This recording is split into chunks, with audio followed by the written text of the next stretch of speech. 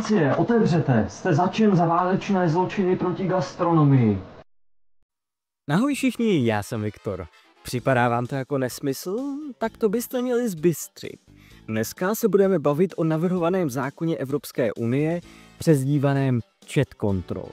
Chat Control, jinak řečeno Regulation to Prevent and Combat Child Sexual Abuse, je návrh na zákon, který by měl chránit děti přes internet, a to pomocí toho, že by systém četl všechny naše zprávy, fotky a všechny data, co si odešleme přes WhatsApp, Messenger a podobné chatovací aplikace a všechny možné sociální sítě. Tento zákon by platil i na aplikace, které se chlubí tím největším zabezpečením, jako je třeba Signál nebo Telegram. Nikdo by se tomu nevyhnul. Vaše fotky z dovolené, s kamarády, ale i soukromnější věci, jako třeba komunikace přes e-mail s právníkem. To všechno by musel někdo přečíst, zkontrolovat a vyhodnotit, jestli se nejedná o nějakou trestnou činnost. Říkáte si, že je to obrovský zásah do soukromí? Rozhodně ano, ale zbrzděme. Zase to není důvod volit komunisty nebo nějaké jiné strany, které by nás chtěly z Evropské unie vyvést pryč. Řekněme si teďka, co to Chat Control vlastně je a kdo ho vymyslel, abychom lépe pochopili, kde se ten nápad vlastně vzal. Návrh byl předložen v roce 2022 Evropskou komisí. Tehdy byl ale shozen ze stolu, protože se nikdo neměl k tomu, aby ho schválili. Protože se ale letos k červenci dostalo k předsednictví EU Dánsko, které si jako jednu z priorit ustavilo právě zavedení Chat Control, se o něm teď zase tolik mluví. Zákon má za úkol ochránit děti na internetu a zneužívání dětí. Je to ale za cenu zasažení do soukromí všech obyvatel Evropské unie nutné a stojí to za to? To je otázka a většina lidí se klaní na tu stranu, že ne. Každopádně může takovým šmírováním a velkým bratrem docela zavánět. A to říká dokonce i naše česká vláda. Jak to teď vlastně v Evropské unii vypadá? Může ten návrh projít nebo spíš ne?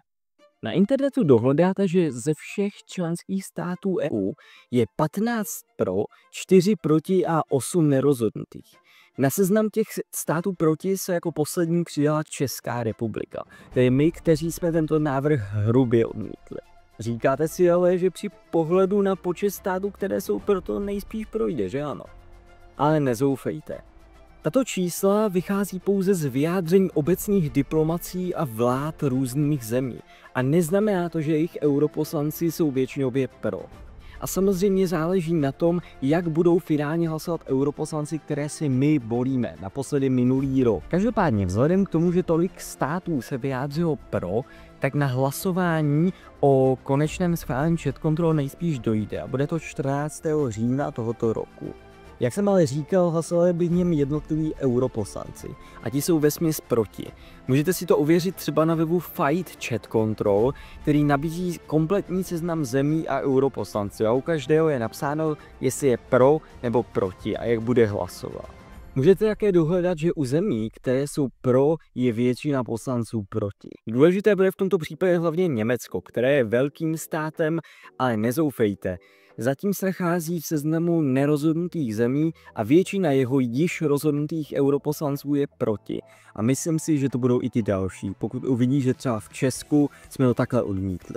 Problémem s odmítnutím tohoto zákona je, že nikdo se nechce zařadit do té škatulky lidí, kteří hlasují proti nějakým opatřením proti zneužívání dětí, protože to je takové velmi ožehavé téma a nikdo se nechce stavět do toho, že to neschvaluje. Existuje tedy reálné riziko, že tento zákon projde, ale s největší pravděpodobností se, jak říká náš pan ministr vnitra Vít Rakušan, na to nedojde. Naše data tedy zůstanou nadále chráněna nadnárodními společnostmi. Neměli bychom být ale vůči takovým věcem lhostejní a proto jsem velmi rád a je moc dobře, že jste klikli na tohleto video a dokoukali ho až sem. A zajímáte se o tohleto téma a o politiku, která ovlivňuje reálně věci kolem nás. Moc vám děkuji za sledování videa, pokud se vám líbilo, určitě dejte like, pokud chcete vidět další podobná, určitě se přihlašte k odběru, podívejte se i na nějaká moje starší videa, všechna jsou zajímavá, já se na vás budu těšit zase někdy příště a ahoj!